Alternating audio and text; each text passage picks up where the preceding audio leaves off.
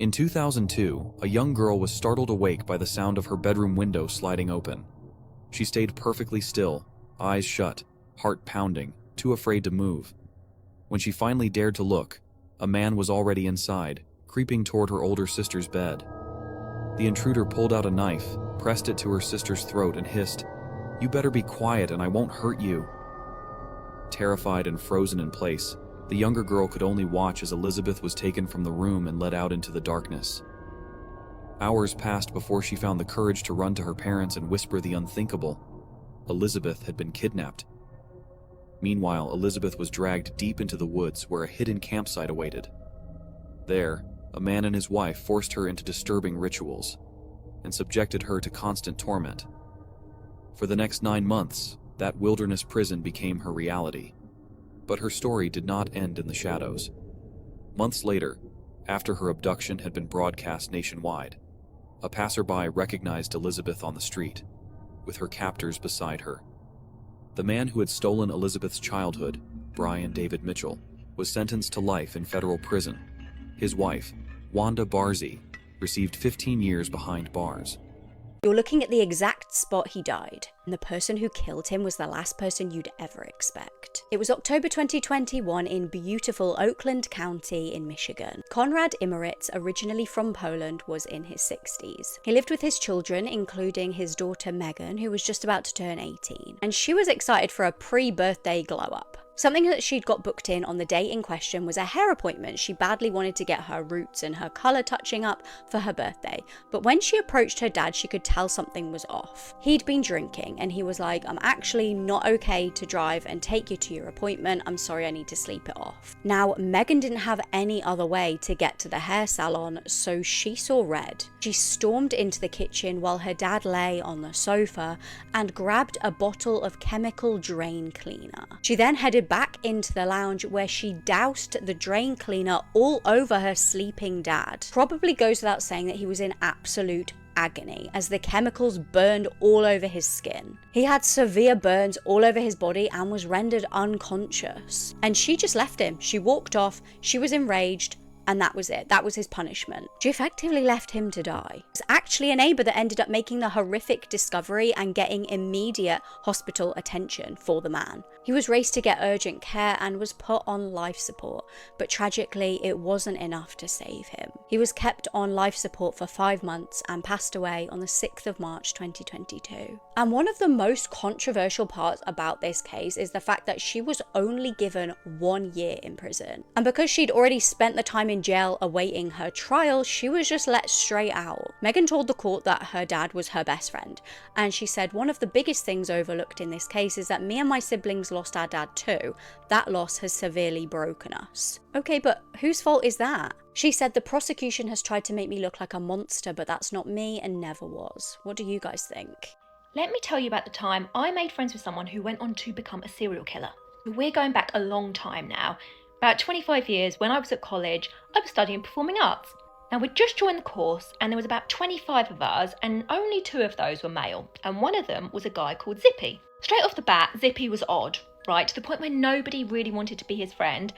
So me and my best friend, we'll call her Vicky, we took him under our wing. We like an underdog. And the first time I realised that something was a bit off with Zippy was when we were all doing a session to kind of build trust in the group. We all stood in a circle, and we were meant to tell each other something that nobody else knew. So Zippy stands up and says, "No one else knows, but I have to take medication so I don't are you all." Everyone's jaw hits the floor.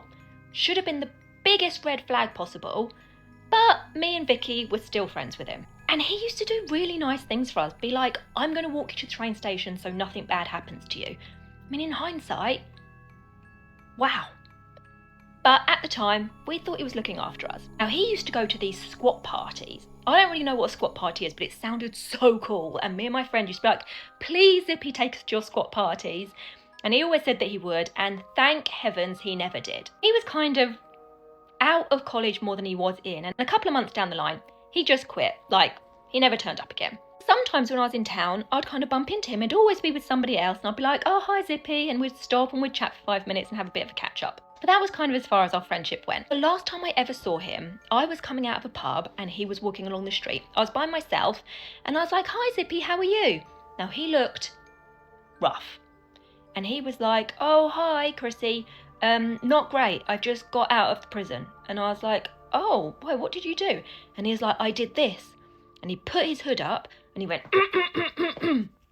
and I, inside, shit myself. But I didn't know what to say. So I was like, "Oh, okay, well, don't do that again. Take care." Couldn't get away quick enough.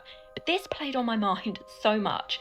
And it was kind of before, like, the days when you just go and Google stuff. Well, we still had, like, your local paper. So I remember going and looking through my local paper for the next few weeks, like, waiting to see if there was, like, a report about it. I never found a report about it, but I did ring up Crime Stoppers, like anonymously from a phone box. I don't know if anything ever came of that. I'm assuming it didn't. And I never saw him after that. And a couple of years later, or maybe a year later, or I'm not quite sure, but that's when it was on the news that he had done the most awful things during some kind of spree. And I just could not believe that that was the person that I trusted with my own safety. So it's safe to say that I'm a terrible judge of character, and you really just don't know what people are capable of. So we're here working. We were hearing some noises in the chapel, so we actually decided to come in the chapel and make this informative video to see if we could catch any of the noises. So I'm going to explain what this is on today's mortuary information video. So there are times where we get loved ones who are donors. They're bone donors. They take skin, they take what they can for things that anybody may need, right? So when they come to us, we have to prepare them properly. And sometimes there are issues where there can be leakage. So in order to prevent the leakage and keep it contained, the deceased would go in one of these, which is called a union. A union contains all of the fluid and contains all the fluid, and it makes sure that while your loved one is being presented in the visitation, we don't have any issues with anything, Okay.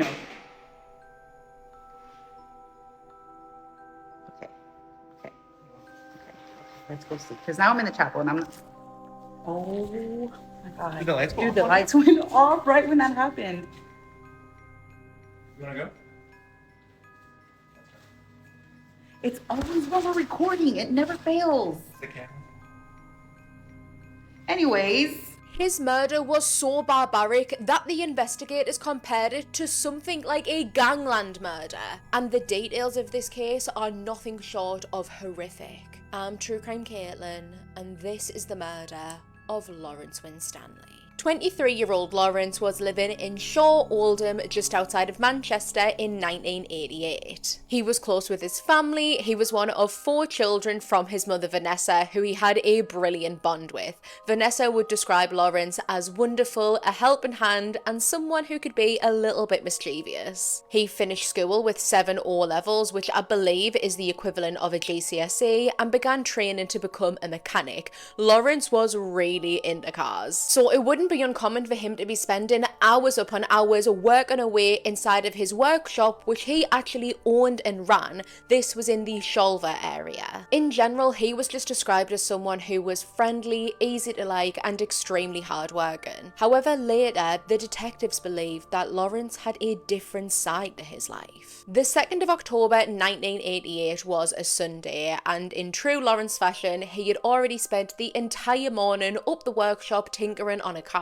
He would nip into his local pub, which was named the Windsor, for a quick drink, and this was at around about midday. Now, Lawrence was a familiar face here. It was his local. It was somewhere that he would go all the time. However, it was very unusual to be seeing him at the pub at this time of the day. After being sat there for a short while, the phone behind the bar began to ring, and the barmaid picked it up, the person on the other side asking specifically for Lawrence. This was someone who knew that he was there at a time where he usually wasn't. wasn't. While he was speaking to this unknown person on the phone, witnesses would say that Lawrence looked incredibly agitated. Whatever he was hearing on the other side of the phone was clearly bothering him. After hanging up, he told the people that he was with that he had to shoot, he had to go and see his mum, and even though Lawrence didn't live with Vanessa anymore, they were extremely close and he would still go and visit her every single day, sometimes multiple times a day, so this wasn't an unusual thing. Vanessa lived only a few minutes away from the Windsor, and so when he left at 1:45, he should have arrived there well before 2 o'clock, but he didn't. He didn't get there till gone 3 o'clock. So where had he been for over an hour? What was he doing and who did he go to see? Was it connected to that phone call? Upon his arrival, Lawrence greeted his mum and he gave her some spending money out of £250 that he had in his pocket because she was going away on a little trip soon. And he wanted to treat her. Vanessa noticed though that something wasn't right with her son and she asked him, "Are you okay?" And Lawrence reassured her that yes, he was fine. However, when he noticed the time, near on 3:30 p.m, he turned around on his heels and quickly left just as quick as he came, speeding away in his car. He would return back to the Windsor sometime later, and it's unclear how long he spent here because no one saw him leave. While he wasn't here, he would get chatting onto a local builder, and this man was the final person to see Lawrence alive. After walking out of his local pub, Lawrence Winstanley would disappear. After just a couple of days of not hearing from him or seeing him, his friends and family became increasingly concerned and contacted the police to report him missing. This radio silence was completely out of the ordinary for Lawrence. Like I say, he would usually go to his mum's multiple times a day, so not even hearing from him was a huge red flag. Plus, he had no reason to leave, especially without saying goodbye or telling anyone where he was going.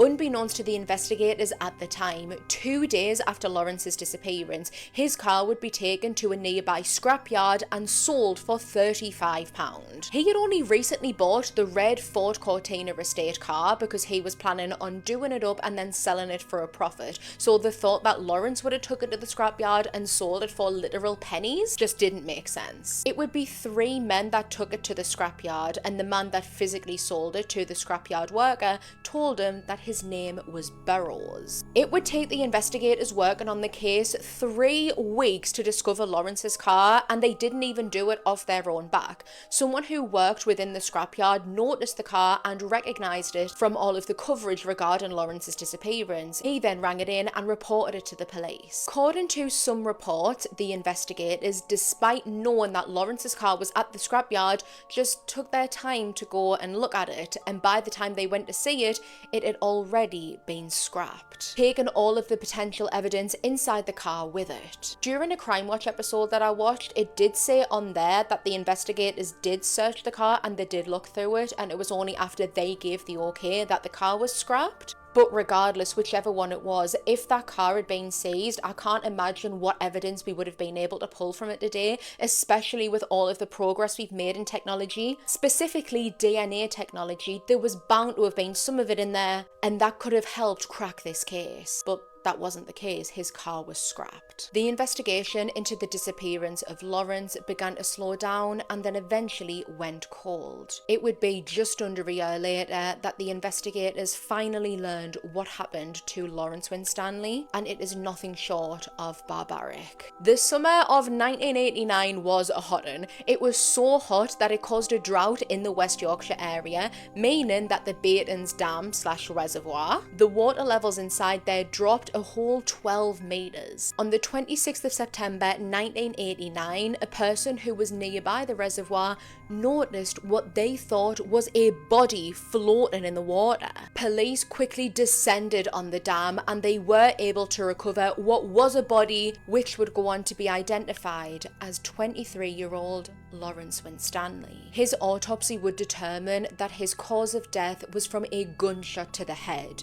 Prior to his execution, he had sustained a brutal beating. He had been beaten with so much force, likely from multiple people, that almost every single bone in his body was fractured. His hands were severed, his body was mutilated, and then he was set on fire. After his death, Lawrence's body was wrapped up in a curtain material, and alongside his body, there was also a brand new pickaxe head. It was wrapped up with Lawrence's body with the full intent of weighing down his body. Whoever done this wanted to make sure that Lawrence's body was never going to be found, and if it wasn't for that drought, it may never have, which shows that this was a premeditated crime. Investigators at the time would compare Lawrence's case to that of a gangland execution. The investigation into Lawrence's now murder resumed, and it was all speeds ahead. His case was featured on Crime Watch. Officers raided many houses, they questioned suspects, and did all that they could, but they just could not find enough evidence to say who definitely murdered Lawrence, or even why. He was a generally very well-liked man, and so the investigators could not figure out who would want to murder him in such a barbaric way. But like I said earlier, they do believe that he had a different part of his life, and they don't know what that entailed. I did read in some comment sections from people who are familiar or local with the case that the police know exactly who did it, but they just can't find the evidence to back it up. There's been several rewards for information posted. Crime Watch posted £10,000 in exchange for information, and Vanessa posted £25,000, her entire life savings, which she was willing to give away to bring justice for her son. But apart from leads that led nowhere, the investigators have got no closer to closing this. Did y'all hear that Gabriel Fernandez's mom was attacked in prison by multiple other inmates, and she had to basically go to intensive care after this attack because of the severity of it? Well, actually, she told these inmates that she had been in there for basically a DUI situation that went wrong, and she was drinking and driving, got caught, got her license suspended, and ended up going to prison due to it. She did not tell them that she had unalived her 8-year-old son, Gabriel Fernandez, with the help of her boyfriend. And not only that, but had been brutally, antagonizing him for months leading up to his unaliving. When these ladies found out, it was actually through a prison guard that was at the prison and saw Pearl Fernandez sleeping on a cot, and he told her, "You're sleeping pretty well for a baby unaliver." That triggered this whole thing where these other inmates started looking up articles on who Pearl really was, and they were shocked to find out that she had unalived an 8-year-old child with the help of her boyfriend, and had also allowed her boyfriend to constantly antagonize Gabriel, and she was also antagonizing him multiple times as well. And this is when they decided they were going to come together and they were going to do something about this situation. They even saw the picture of Gabriel on his hospital bed. If y'all don't see that picture, it's on the documentary The Trials of Gabriel Fernandez on Netflix, and it basically shows precious little Gabriel's body after his parents did the unthinkable to him. And this is what really told them that they were willing to even prolong their sentences so that they could give justice for Gabriel. They basically all met up in this room in the prison and waited for Pearl to come over there. And when Pearl came over there, as all y'all know, they let it loose on her.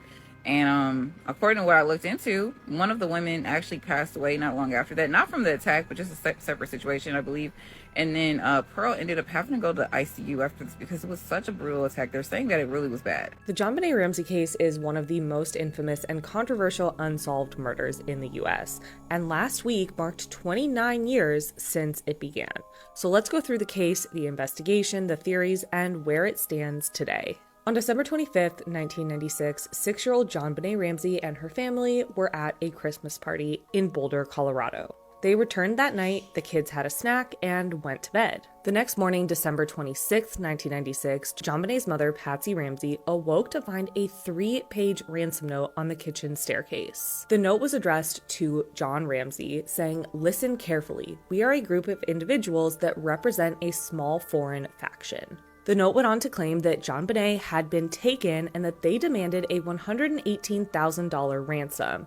And coincidentally, this was the exact amount that JonBenet's father, John, had received as a bonus from work not long before this happened. The note was handwritten and rambled on for 3 pages. And obviously, Patsy was extremely concerned. She looked for JonBenet and she wasn't in her bed. So Patsy called 911 to report her daughter missing, and when police arrived, they conducted a cursory search of the house, but did not find JonBenet. Over the next few hours, police and family members remained in the house, waited for a phone call from the kidnappers, and people were coming to support the family. Eventually, John Ramsey decided he was going to search the house again, and he went down to the basement and made a horrific discovery. In a small storage room in the basement was JonBenét's dead body. Around her neck was a garrote fashioned from a cord and a paintbrush handle. Her cause of death was determined to be a combination of blunt force trauma to the head and asphyxiation by strangulation. There was reportedly some evidence of SA, but this evidence has been debated over the years. But now, the Boulder PD had a homicide investigation on their hands. Initially, the investigation focused on the Ramsey family, but the family believed that JonBenét had been killed by an intruder. One of the strangest things in the case was the ransom note, and there have been theories that Patsy Ramsey herself wrote the note. She denied this until her death in 2006, claiming she did not write this note. Handwriting analysis has been done on this, but that is never definitive. She could have written it with a different hand if she did write it. We'll never truly know who wrote this note unless someone confesses to it. But the Ramseys just wanted to find out what happened to their daughter. Unfortunately, the investigation quickly went cold. Some investigations still focused on the Ramseys, while other parts of the investigation focused on other theories. But the family has always denied their involvement, and in 2008, the Boulder District Attorney's Office publicly cleared the Ramseys, and they have never been charged. But while they have officially been cleared by the Boulder Police Department, some still speculate that the family were involved, alleging that JonBenét died accidentally or during some form of abuse, and that the crime scene, including the ransom note, was staged. And part of this theory suggests that Burke Ramsey, JonBenét's older brother, caused a fatal head injury and that his parents then staged the scene to protect him. There have been some things that have pointed toward Burke's involvement, and in 2016, media coverage of the case strongly focused on the Burke theory. He has denied his involvement and police have cleared him, and when you look into the actual evidence against him, nothing truly points to Burke. One of the biggest issues in this case was the investigation conducted by the Boulder Police Department. It has been widely criticized for serious errors, including that the crime scene was not properly secured because friends and family were in the home and allowed to move freely through the house before JonBenét was found. The Ramseys were also not separated or interrogated immediately, and people have pointed to this being a problem. Another issue with the investigation comes with the DNA evidence. The only real forensic evidence that was found was an unknown male DNA sample found in JonBenét's underwear and later on in her long johns. This was an extremely small amount of DNA though, and it did not match any of the Ramsey family or anyone in CODIS. But there have been questions about this DNA evidence, and the Boulder PD have been criticized for not retesting this evidence in recent years. And this is one of the biggest things that is still talked about in this case, because that DNA evidence could point to somebody, especially with improved DNA technology. Aside from the family theory, the other main theory in the case is the intruder theory. Over the years, multiple outside suspects have been considered, and there have been questions whether the basement window was broken or opened. And this could be a huge indicator pointing to whether somebody could have broken in, because there were no other signs of breaking and entering anywhere in the house. There was a small window located in the room where JonBenét's body was ultimately found in the basement. It was covered by a metal grate outside, and John Ramsey told police that he had broken the window months earlier after being locked out of the house and that it had not been repaired. He said it may have been opened or unlocked, giving a possible entry point for an intruder. Additionally, a suitcase was found beneath the window inside the basement, and some investigators have theorized that it could have been used as a step to climb in or out. But the metal grate covering the window well on the outside showed no sign of disturbance, and there were no footprints in the snow. However, it's unclear how quickly this area was investigated when JonBenet was found. But the intruder theory is a strong one, and several suspects have been considered and investigated over the years. The first is Gary Oliva, a convicted SO who lived near the Ramseys at the time. After JonBenet's death, Oliva reportedly became fixated on her. He had photographs of her that had been clipped from magazines and newspapers that he kept in his personal belongings. And years later, Oliva allegedly wrote letters and emails expressing remorse and guilt, apologizing to JonBenet and her family. And at one point, he allegedly made a statement saying, "I hurt a little girl." People who knew Oliva later reported that he claimed he was present in Boulder the night JonBenet died and said he was close to what happened and made emotionally charged comments, and that he potentially suggested his involvement. However, these statements were inconsistent and he never officially confessed, and in fact, he later denied his involvement. His DNA did not match the crime scene, and he has been excluded as a viable suspect. The suspect was Michael Helgoth, an electrician with a criminal history who lived near JonBenét's family. He allegedly made comments about hurting a child, but he took his own life in 1997, never officially confessed, and there was never any official evidence that connected him to the case. The Ramsey's housekeeper and her husband were considered persons of interest, but they were never officially considered suspects. However, some have suggested their involvement because they knew details of the home layout and they knew about John Ramsey's bonus, and they were experiencing financial stress. But again, they were never officially considered suspects and their DNA was not a match. Another widely discussed suspect is Bill McReynolds, the man who played Santa Claus at the Christmas party the Ramseys were at shortly before the murder. He reportedly knew JonBenét and he had given her gifts. And years earlier, he had reportedly written a story that involved a kidnapping of a child. He has been considered a strong suspect over the years, but his DNA was not a match, so he was never officially named a suspect. And then we have John Mark Carr, a former teacher who was arrested in 2006 after falsely confessing to JonBenét's murder. He claimed that he entered the home and that JonBené had died accidentally. He said he committed the murder, but the details he gave were inconsistent, and he knew nothing that wasn't known to the public. He was arrested for her murder, but eventually released without charges filed because, again, his claims were inconsistent and nothing truly connected him to the murders, including that his DNA did not match the crime scene.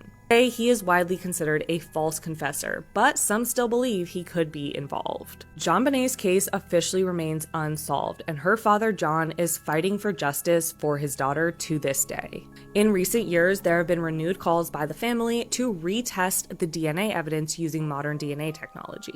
And there have been calls for independent agencies to review the case and the Boulder Police Department's investigation into it. Officially, the Boulder Police Department is still investigating, it's still a cold case, and no movement has been made in years. And 6-year-old JonBené Ramsey has still not gotten justice nearly 3 decades later. Maybe there will be more answers if DNA is retested this year, and what happened to JonBené will be discovered before the 30th anniversary next December. And that is the full story, theories, everything you need to know about the JonBené Ramsey case. Let me know your theories in the comments, and rest in peace, JonBené.